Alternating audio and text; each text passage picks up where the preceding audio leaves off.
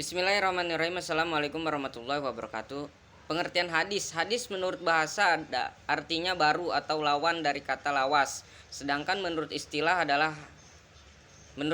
adalah segala bentuk perkataan, perbuatan, sikap, sifat fisik dan akhlak yang berasal dari Nabi Muhammad SAW. Hadis Nabi Muhammad SAW merupakan sumber hukum ajaran agama Islam setelah Al-Quran. Dalam hadis juga dikenal beberapa istilah seperti hadis sahih, hasan, dan dhaif. Hal ini berimplikasi pada sikap umat Islam dalam memerlukan dan memperlakukan sebagai hujjah.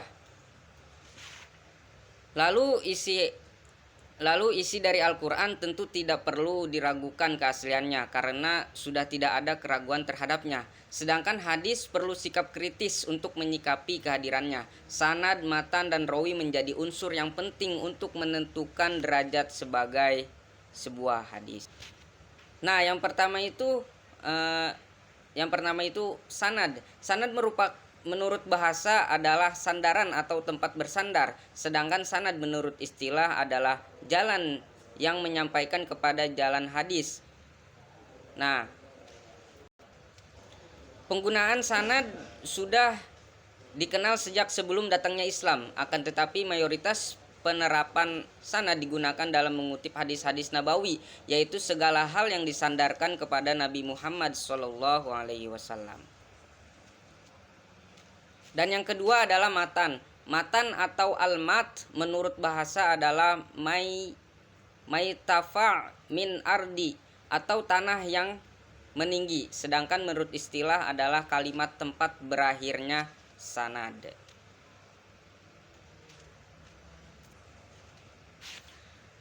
Berkenaan dengan matan atau redaksi hadis, maka ada beberapa yang perlu dipahami. Ujung sanad sebagai sumber redaksi, apakah berujung pada Nabi Muhammad SAW ataukah bukan? Nah, kalau matan hadis itu sendiri dalam hubungan dengan hadis lain yang lebih kuat sanadnya, apakah ada yang melemahkan atau menguatkan? Selanjutnya dengan ayat dalam Al-Quran, apakah ada yang bertolak belakang? Selanjutnya fungsi hadis. Fungsi hadis adalah untuk menjelaskan lebih detail apa yang tidak dijelaskan dalam Al-Quran. Dengan kata lain, hadis memiliki fungsi utama sebagai menegaskan atau menjelaskan dan menguatkan hukum-hukum dan hal lain yang ada di Al-Quran. Berikut beberapa fungsi hadis dan penjelasannya. Yang pertama itu bayan at-takrir, menjelaskan isi Al-Quran. Salah satu fungsi hadis yang paling utama adalah menjelaskan isi di dalam Al-Quran. Hadis berfungsi untuk menjelaskan isi Al-Quran agar umat Islam lebih mudah memahami dan menjalankan segala perintah Allah Subhanahu wa Ta'ala. Fungsi hadis sebagai bayan at-takrir berarti memperkuat isi dalam Al-Quran. Misalnya sebuah hadis yang diriwayatkan oleh hadis riwayat Bukhari dan Muslim terkait perintah berwudu, yaitu Rasulullah SAW bersabda, tidak diterima sholat seseorang yang berhadas sampai ia berwudu. Hadis Bukhari dan Abu Hurairah. Hadis di atas mentakrirkan atau menjelaskan dari surat Al-Maidah ayat 6 yang berbunyi, hai orang-orang yang beriman, apakah apabila kamu hendak mengerjakan sholat, maka basuhlah muka dan tanganmu sampai dengan siku, dan sapulah kepalamu dan basuh kakimu sampai dengan kedua mata kaki. Quran surat Al-Maidah ayat 6. Fungsi hadis selanjutnya adalah bayan at-tafsir atau menafsirkan isi Al-Quran. Fungsi hadis sebagai bayan at-tafsir berarti memberikan perincian terhadap isi Al-Quran yang sifatnya itu masih umum, serta memberikan batasan-batasan. Adapun contohnya sebagai at-tafsir dalam penjelasan Nabi Muhammad SAW mengenai hukum pencurian. Rasulullah Shallallahu Alaihi Wasallam didatangi seseorang yang membawa pencuri, maka beliau memotong tangan pencuri tersebut dari pergelangan tangan. Nah, lalu hadis di atas menafsirkan surat Al-Maidah ayat 38 yang artinya laki-laki yang mencuri dan perempuan yang mencuri, potonglah tangan keduanya sebagai pembalasan bagi apa yang mereka kerjakan dan sebagai siksaan dari Allah Subhanahu wa taala. Quran surat Al-Maidah ayat 38. Lalu bayan nasakh, mengganti ketentuan terdahulu. Fungsi hadis selanjutnya yaitu sebagai bayan nasakh atau mengganti ketentuan terdahulu. Para ulama mendefinisikan bayan an-nasakh berarti ketentuan yang datang kemudian dapat menghapuskan ketentuan yang terdahulu. Sebab ketentuan yang baru dianggap lebih cocok dengan lingkungannya dan lebih luas. Lalu ada beberapa macam hadis. Hadis itu ada beberapa macam hadis. Hadis yang pertama itu adalah hadis sahih. Lalu apa yang dimaksud hadis sahih? Hadis sahih jenis hadis diriwayatkan oleh perawi yang berkualitas atau sangat kuat hafalannya. Nah, setiap hadis yang rangkaiannya sanadnya bersambung kepada Nabi Muhammad SAW diriwayatkan oleh perawi yang adil dan dobit dari awal sampai akhir sanad, tidak terdapat di dalamnya syad dan illah. Lalu yang kedua adalah hadis hasan. Hadis hasan merupakan macam-macam hadis yang sanadnya tersambung. Menurut Ibnu Hajar, hadis hasan merupakan jenis hadis yang dinukilkan oleh orang yang adil, yang kurang kuat ingatannya, yang mutasil sanadnya, tidak cacat dan tidak ganjil.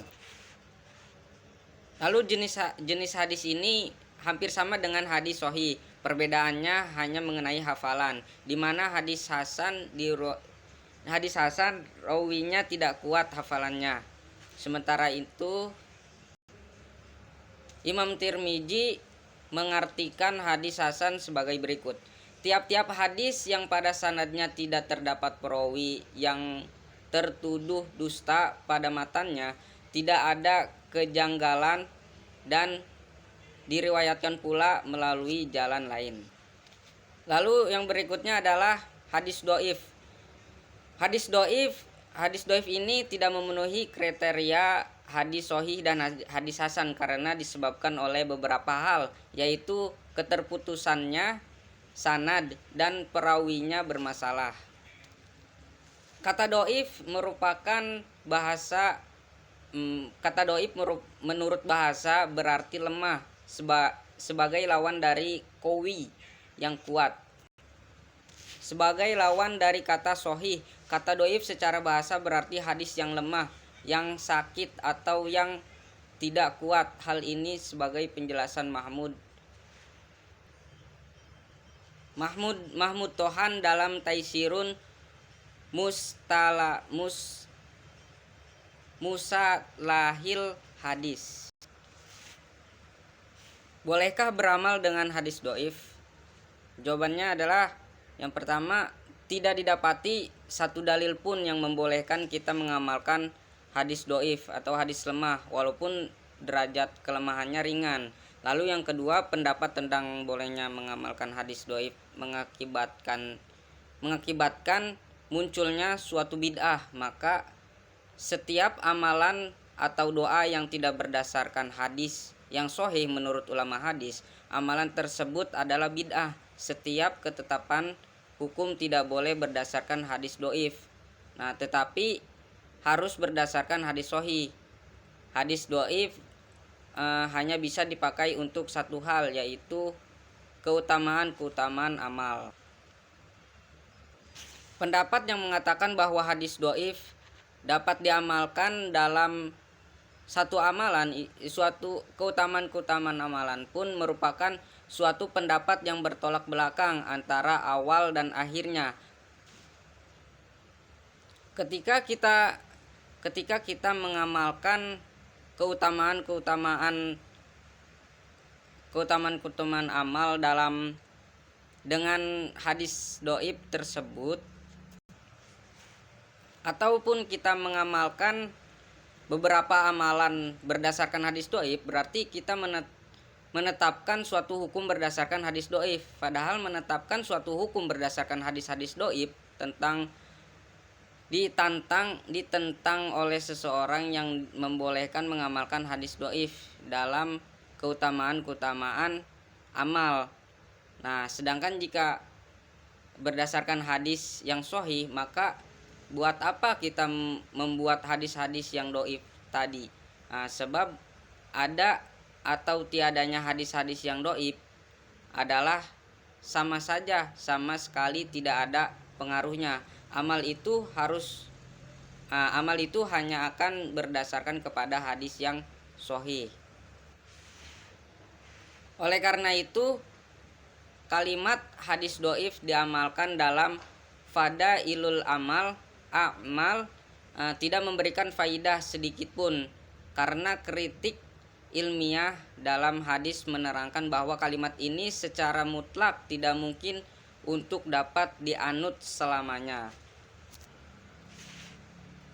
Wallahu a'lam. Mungkin hanya ini. Syukron. Wassalamualaikum warahmatullahi wabarakatuh.